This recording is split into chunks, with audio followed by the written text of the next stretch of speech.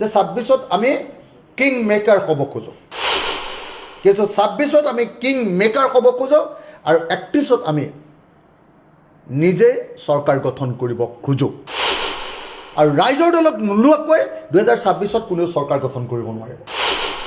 আমি ৰাইজৰ দলে সঁচা সঁচিকৈ ক'বলৈ গ'লে আমাৰ শক্তি ক্ষিপ্ৰতাৰে বৃদ্ধি কৰিবলৈ চেষ্টা কৰাইছোঁ আৰু এই সময়ত অসমৰ সকলো ৰাজনৈতিক দলতকৈ আটাইতকৈ খৰতকীয়াকৈ শক্তিশালী হৈ পৰা ৰাজনৈতিক দলটোৰ নামেই ৰাইজৰ দল।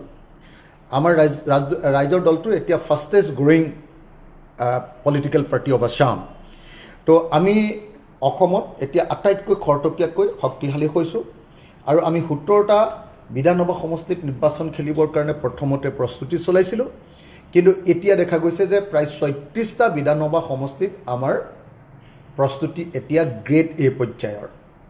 অৰ্থাৎ আমি সেই 36টা বিধানসভা সমষ্টিত আমি ৰাইজৰ দলে হয় জিকিম, নহ'লে আমাৰ লগতে জিকা পাৰ্টিটোৰ কণ্টেষ্ট হ'ব।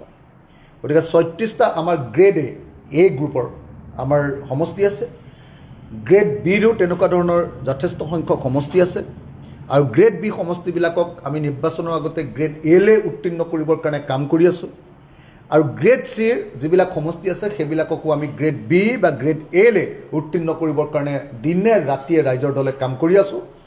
আশা কৰোঁ যে 2026 চনৰ যি বিধানসভাৰ নিৰ্বাচন, সেই নিৰ্বাচনত অসমৰ শক্তিশালী প্ৰগতিশীল সকলোকে সামৰি লোৱা জাতীয় ৰাজনৈতিক দল, আঞ্চলিক ৰাজনৈতিক দল, ৰাইজৰ দল এটা আটাইতকৈ ডাঙৰ ফেক্টৰ হ'ব আৰু ৰাইজৰ দলক নোলোৱাকৈ 2026ত কোনেও নিৰ্বাচনত জয়ী হ'ব নোৱাৰিব আৰু ৰাইজৰ দলক নোলোৱাকৈ 2026ত কোনেও চৰকাৰ গঠন কৰিব নোৱাৰিব।